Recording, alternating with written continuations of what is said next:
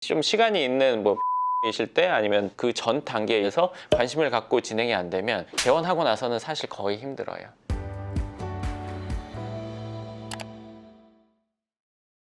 네, 반갑습니다. 황 소장입니다. 오늘도 저희 영상을 같이 찍는 용용군과 함께 찍도록 하겠습니다. 자, 그럼 질문 한번 시작해 볼까요? 주제는 의사가 부동산을 사는 방법인데요. 네, 아주 좋습니다. 최근에 강남구에서 이뤄졌던 3개월 동안 건물이 매매됐던 자료를 저희가 위치별, 주소별, 그리고 금액별, 평당가, 건물 연면적당 이런 것들을 다 분석해서 자료를 만들어 놨습니다. 그래서 그 자료가 필요하신 분들, 건물을 사려고 하는 분들은 그 자료 한번 보시면 도움이 되실 거예요. 그 자료가 필요하신 분은요, 연구명 부동산 연구소 카페 공지글에 보시면 제가 그 자료를 올려놨으니까 다운받아 보시면 도움 될 것 같습니다.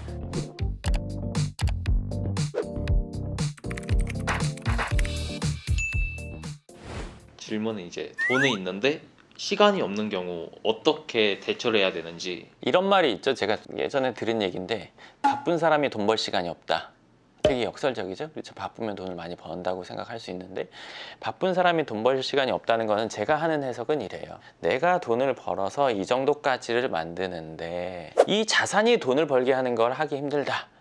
내지는 어떤 내가 계속 벌어왔던 것보다 업그레이드 되기가 좀 어렵다. 왜냐면 매일 바쁘니까 뭔가 자기 개발이나 이런 게 어렵겠죠. 잘 되는 병원은 엄청 바쁘단 말이에요. 의사인 분들도 바쁘게 돌아가면 본인이 버는 매출 이런 것들이 많게 되겠죠. 근데 이 분들이 사실은 집은 그래도 사기가 용이해요.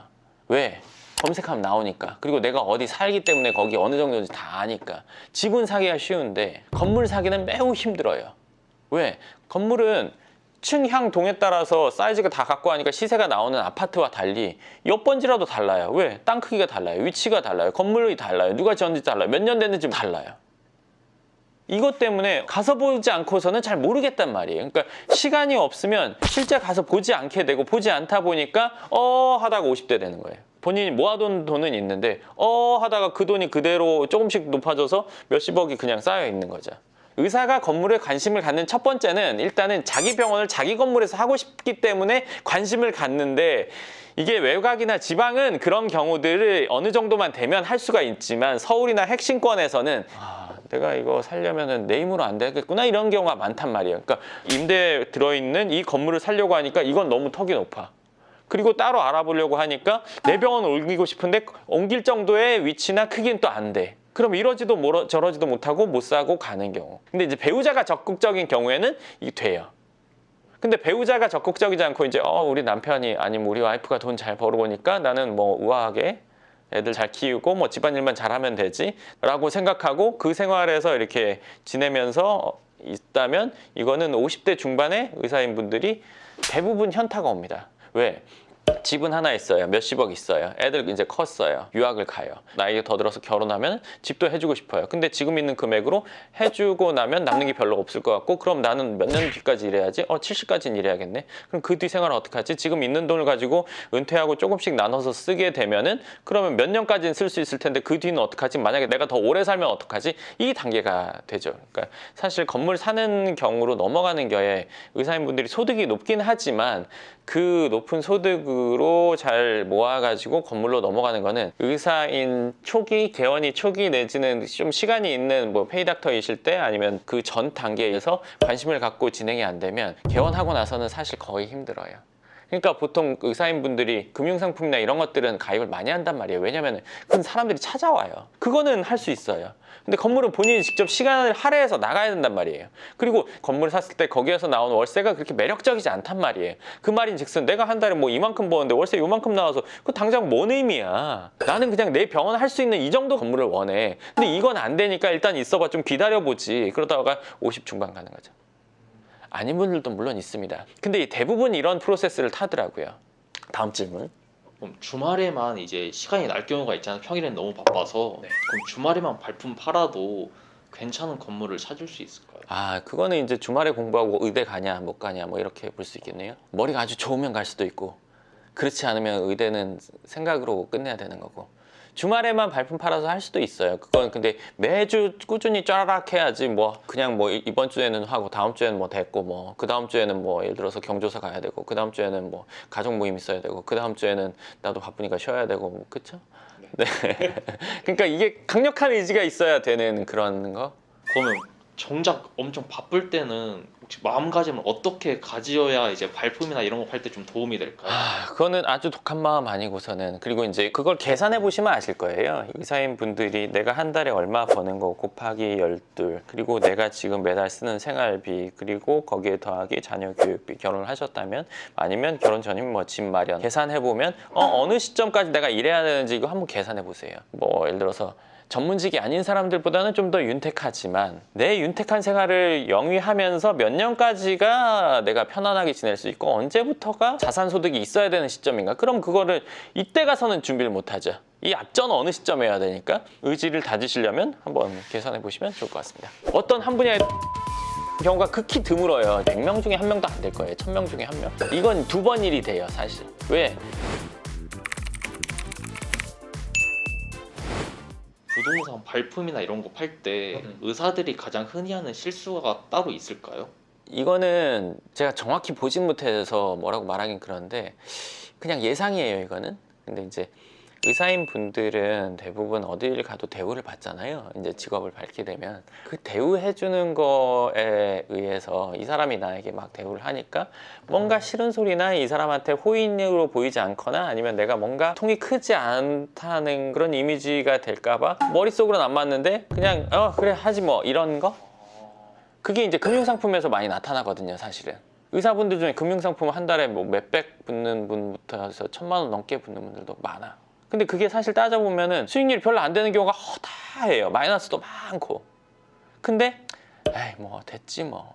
그 마이너스 나는 거나 돈이 예를 들어 그대로 있는 거, 수익률이 없는 거, 이거에 대해서 크게 생각을 안 해요. 왜? 내가 지금 버는 돈이 그래도 충분히 이 정도 있으니까 그래 뭐 그거 내가 뭐 실수했고 경험이라고 생각하지 라는 생각으로 대수롭지 않게 생각. 그 대수롭지 않은 그걸로 그게 얼마 안 된다고 하더라도 그걸 모아가지고 잘했으면 내 능력을 넘어서는 자본소득을 이루는데 우리가 일조해야 되는 건데, 어느 날 갑자기 내 소득보다 높은 자본소득이라는 거를 벌 수는 없단 말이에요. 이것도 준비해야 돼. 빌드업을 해나가야 되는데, 내가 돈을 어느 정도 버니까 요건 뭐 좀 손실나도 뭐 1000만 원 손해 뭐 내가 얼마만 벌면 되는데 뭐 며칠인데 몇 시간인데 이렇게 생각을 한단 말이에요. 그러니까 내 소득은 어느 정도 높아지고 있지만 자산소득은 없는 상태로 유지가 되는 경우가 많아요.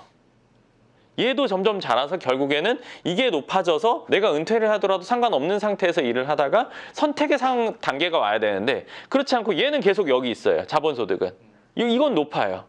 그럼 생각해 보세요. 누군가는 이게 이렇게 있고 이렇게 돼 있는 사람들도 있단 말이에요. 이 사람은 그만둬도 상관이 없어요. 근데 이거보다 훨씬 높은 소득을 버는 어떤 의사분이 있다고 치면 시간이 가면서 나의 체력이랑 일할 수 있는 그거는 떨어지죠. 그러면 어느 순간 이게 떨어지고 이 누군가의 자본소득 정도의 소득인 상태로 가는 시점이 반드시 오게 되죠. 그렇기 때문에 이거는 빌드업을 초창기부터 해서 점점 높여야 된다고 생각하시면 될 것 같습니다. 아까 배우자분이 부동산에 관심이 있으면 이제 발품을 파는 이런 게 좀 편하다고 했었잖아요. 그럼 와이프가 지금 관심은 없는데 관심 갖게 하기 위해서 전문가랑 같이 상담 받아보는 것도 괜찮나요? 이 얘기 해드리기가 참 조심스러워요. 왜냐면 싸움 날까봐, 부부싸움. 왜냐면 아니 내가 이렇게 돈 벌었는데 당신이 좀 재테크 좀 알아서 하지 뭐 봤더니 배우자가 하면은 잘 된다던데 그거 좀 관심 좀 가졌으면 좋겠네, 이러면 싸움이 되잖아요.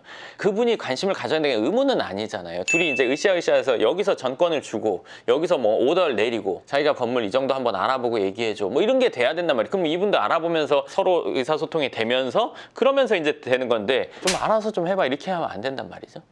일단은 그 얘기를 하고 싶었어요. 왜냐면 그렇게 되는 경우가 많거든요. 그리고 이게 두 분이 다 부동산에 내지는 재테크에 아니면 어떤 한 분야에 똑같이 관심 있는 경우가 극히 드물어요. 제가 한 100명 중에 한 명도 안 될 거예요. 1000명 중에 한 명. 극히 드문 일이에요. 그렇기 때문에 이건 누군가에게 책임을 전가해서는 안 된다고 생각하고 같이 해나가는 거라고 생각하시면 좋을 것 같고요. 그리고 또 하나는 내가 직접 가서 못하니까 알아보고 이렇게 하라고 하지만 이건 2번 일이 돼요, 사실. 왜? 이분이 가서 알아보고 이거 이렇게 얘기하면 그렇구나 하고 6개월이거든요.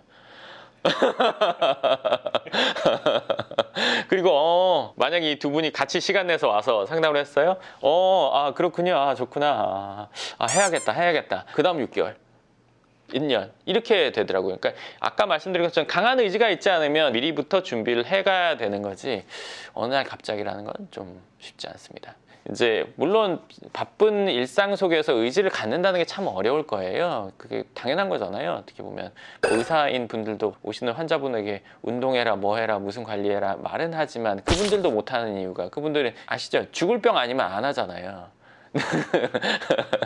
그러니까 어떻게 보면 사람은 다 비슷하고 똑같은 것 같아요. 그중에 특별히 의지를 가진 사람이 더 잘 자기가 원하는 목표를 이루냐 아니면 그냥 원래 생활을 유지하느냐의 차이인 것뿐이지 어떤 직업군은 무조건 잘 되고 어떤 직업군은 무조건 뭐 예를 들어 힘들고 이런 거는 아닌 건 충분히 아시리라고 생각합니다. 하지만 내가 직접 이제 뭐 자산을 잃어가는 분이라면 오늘 얘기 한번 꼭 깊게 생각해 보시고요. 앉아서라도 내가 부동산을 알아보고 싶다 이런 분들이라면 저희 연금형 부동산 연구소 카페에 최근 매매 사례를 분석해 놓은 거 그리고 임대 시세를 분석해 놓은 2가지 자료가 있는데 그걸 한번 보시면 일단은 좀 더 관심을 갖는데 아주 큰 계기가 되리라고 생각합니다.